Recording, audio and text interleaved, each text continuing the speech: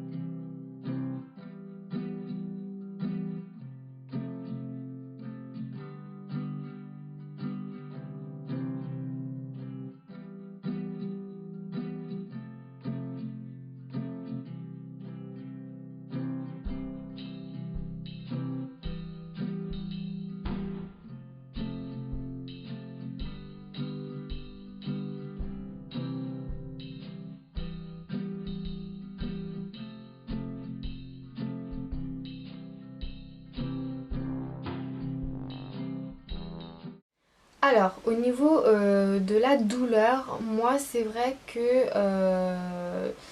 la première prestation, j'ai eu quand même un peu mal. En fait, c'est pas genre mal où je souffre vraiment, voilà, toute l'heure. C'est pas ça du tout. C'est que en fait, bah voilà, c'est comme un tatouage, donc forcément au niveau des sourcils, bah c'est plus sensible. Du coup, j'ai eu mal à certains endroits comme l'arcade ici. J'ai eu beaucoup mal parce que c'est une zone qui est sensible. Mais après ça va. Franchement c'est assez supportable. Mais voilà, je dirais qu'en fait c'est 50-50.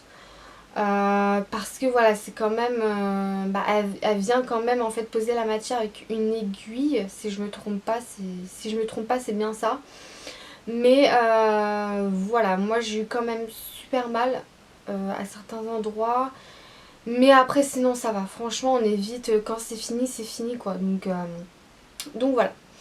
Et puis ce que je peux vous dire au niveau des soins, donc après 48 heures, faut pas mettre d'eau sur ton visage, enfin au niveau des sourcils et de crème.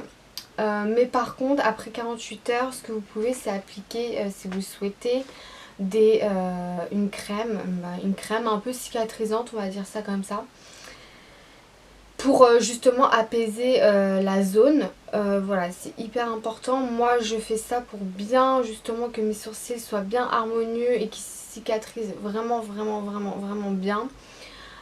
Aussi pendant votre retouche, enfin pas pendant votre retouche mais pendant la cicatrisation, vous pouvez avoir des croûtes en fait qui tombent au niveau du sourcil. Ça veut dire qu'en fait votre sourcil est en train de cicatriser, donc n'ayez pas de panique. Surtout faut pas toucher les croûtes, vraiment touchez pas les croûtes. Moi j'en avais, enfin je m'en souviens, j'en avais des énormes ici. Enfin j'avais une grosse croûte ici, ça me gênait, vraiment ça me gênait parce que bah elle commençait à tomber. Mais je l'ai laissée tomber vraiment toute seule. Ce que je peux vous conseiller comme crème, du coup pour mettre quand vous le souhaitez, parce que c'est une crème aussi que vous mettez quand vous le souhaitez, c'est la crème homéoplasmine. Donc d'ailleurs c'est elle, enfin c'est celle qui m'a fait les sourcils, qui m'a recommandé cette crème. Et franchement au niveau de mes sourcils c'est super, c'est impeccable. Voilà, c'est vraiment impeccable.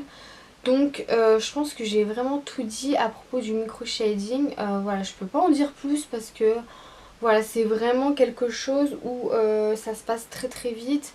Ou même les soins après, t'as juste à appliquer une crème, donc vraiment ça va très vite. Donc voilà, cette vidéo est terminée. J'espère que la vidéo vous aura plu.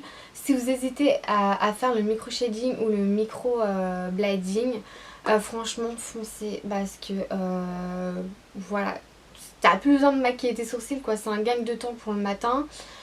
Et voilà. N'hésitez pas aussi à me suivre sur Instagram, sur YouTube.